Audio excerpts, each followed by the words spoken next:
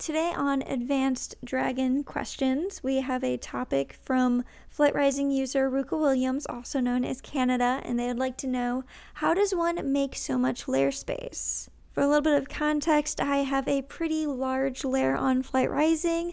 A lair is composed of the slots where you keep your dragons. A user will start off with 5 slots, and then you can pay to expand. Each time you would like to expand, you need to pay the entire fee. It doesn't just stack on top of itself. You don't just pay the incremental amount, you pay the entire amount. I have a quite large lair, which means I've purchased quite a lot of slots. Canada would also like to know, how do I refrain from buying all the beautiful dragons, make space for hatchlings, afford the increasing cost for lair space, balance spending on apparel with expanding the lair? Right now I have an ancient lair of the Fortress of Ends. The ancient lair is the level of lair size I have, and the Fortress of Ends is the region in the world that my flight takes up. So that means I have 165 dragon slots. My most recent lair expansion cost 1,175,000 treasure, and all of my expansions from here on out are going to cost that amount. This is actively a challenge for me to balance, and I'm happy to address this. This is actually a pretty great opportunity because this is something that I worked on for a very long period of time. So my Flight Rising goals dictate all of my major purchases and expenses on Flight Rising. I want to fully expand my lair. I prioritize my dragon lineages, so I've had some bloodlines in my lair for up to 3 years now, so I really care about those dragons and their offspring. I want to improve on those lineages with each generation, so that is making each generation have better genes, colors, or species than the previous. And I want to complete my bestiary as much as possible. My path to a large lair also has to accommodate all those other goals. If you have a different assortment of goals, you need to keep that in mind, that this might not work for you. You might have to sub things out depending on what you prioritize. Like, you might want to dress up your dragons, you might want to collect skins, you might just care about being fabulously rich. All those things are fine. You just have to know what works for you and what you care about. I built this method over the last 4 years. Actually, my account is 3 years, 11 months, and 26 days old, so right about 4 years. And if you've recently changed goals or you recently joined Flight Rising, don't compare where you're at to where I'm at. I understand that it might look daunting, or you might not feel like you're ever going to get there, but you just have to work on it, be patient. It's something you do one day at a time. So I have a little bit of a head start. Don't be down on yourself. My method, I bond with familiars. This is so important. I try to say this every day in all of my videos. Bond with your familiars. The actual bonus you get from bonding with them isn't huge, but you do get chests every once in a while, and that's full of really great resources. You get treasure, you get gems, you get apparel, you get familiars. Those are really valuable things. And that's important because I try to sell as many things as possible, as often as possible. I recommend watching the How to Make Treasure video for details on this. You're going to want to transmute things to sell them. You're going to sell hatchlings, familiars, apparel. That's what I do. That's how I make my day-to-day work. And then I only expand my lair when my flight, the ice flight, has dominance. The fee to expand my lair without dominance is 1,175,000 treasure. With first place dominance, it's 1,116,250 treasure. It's a huge difference. That's the difference of a few days' work if you're spending a lot of time online on those days.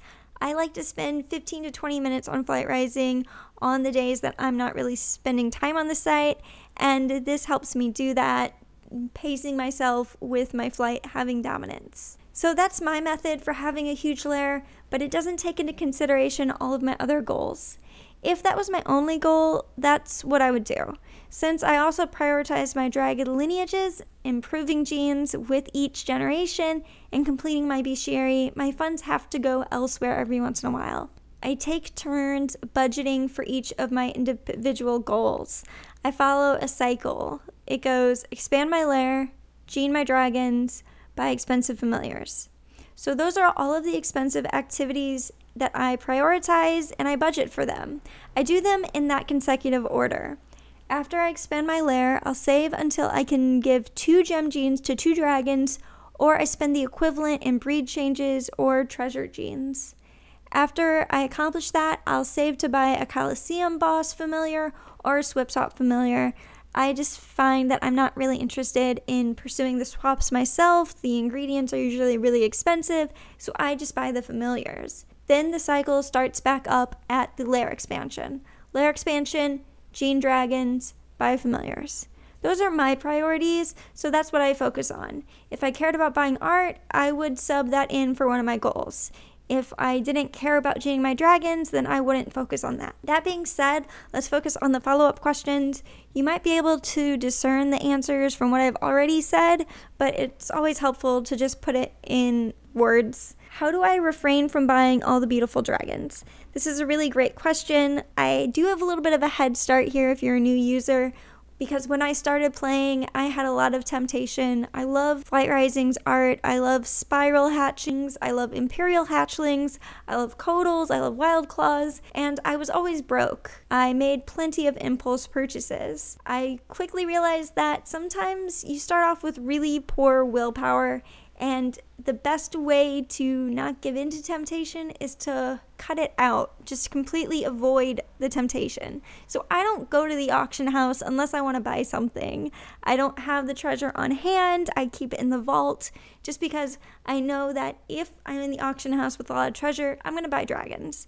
Over time, I did build up the discipline, and it's really easy for me to look at a dragon and be like, oh, that's kind of neat, but if I really wanted that, I could breed it. I care about my lineages. I care about my dragons. If I want that, I can breed to that point. I understand how the breeding game works. Auction house, not a temptation for me.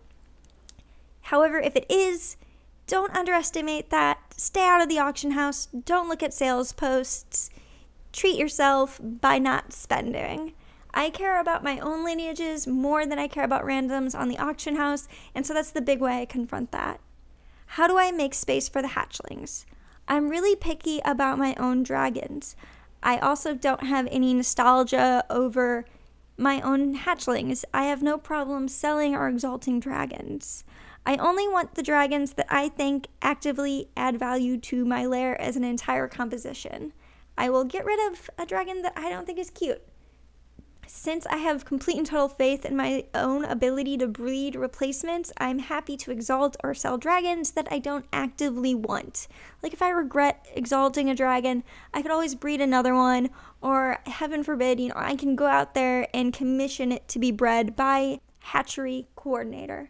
How do I afford the increasing costs for lair space?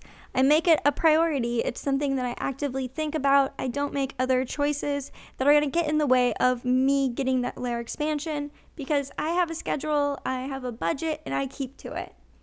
How do I balance spending on apparel with expanding my lair? So I don't spend a lot of energy on dressing my dragons because it's not part of the site that I really care about. I use clothes from the Coliseum or chests, and let's be honest, if I want a clothing piece, I'll go out and get it. Usually it's a small expense. I can do it. I usually have enough treasure to do it. It's just not something I spend a lot of effort on or I really care about, so I don't make a budget for it. But if I need it or if I, for some reason, really want it, then I'll go do it. I don't prioritize it, and if I did, it would be part of that larger expenses cycle, but it isn't, so it doesn't come up for me. Anyways, this question was really great. I really enjoyed answering it. I was hoping to do a little bit more higher production video. However, my external hard drive is going through a thing right now, and this is the best I could do right now, but I really hope that you guys liked this video. Leave a thumbs up, comment below what your tips are, what your goals are, and how you do it, and how you make it happen for yourself. All right. Thanks. Bye.